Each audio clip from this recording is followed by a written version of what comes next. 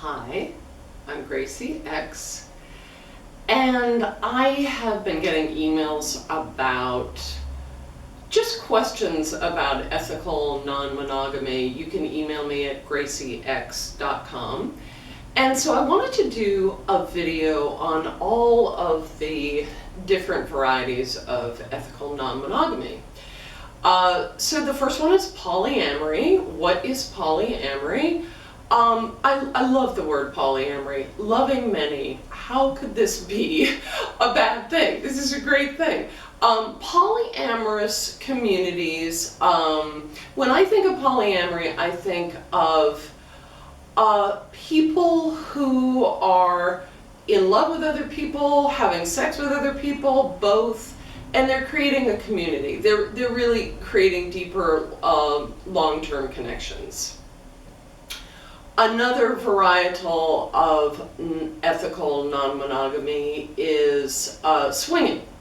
And swinging is different in that it's usually more sexually based, and the emphasis is not on necessarily building community, but more having sex play together. And in fact, in some swinging communities, it's sort of understood that you don't see each other outside of the parties or the weekends away. A third varietal of ethical non-monogamy is polyfidelity, and that is that within a trio or a quad of polyamorous people, or however many polyamorous people are together in a group, that you are sexually exclusive, you are faithful to that group. And then, the thing that I want to say about all these categories is that people don't fit easily into boxes and labels. They just don't. And that's what I love about the whole world of ethical non-monogamy, is that you're innovative and you're thinking outside of the box and outside of the rules of relationship, and you're making your own agreements. So I really want to stress that different people do different things, and I don't fit easily into any of these boxes, and I know many people who also don't. So the labels are just to give information, but don't try and live your life to fit into the label.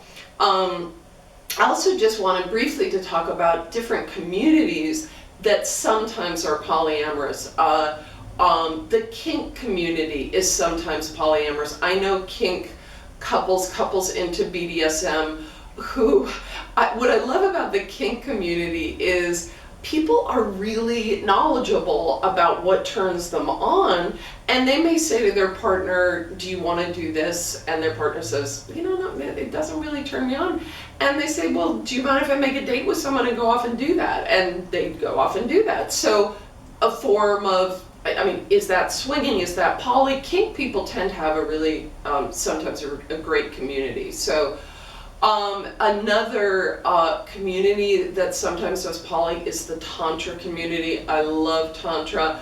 These people are like wine connoisseurs with sex, and they see sex as sacred, which I really sign up with.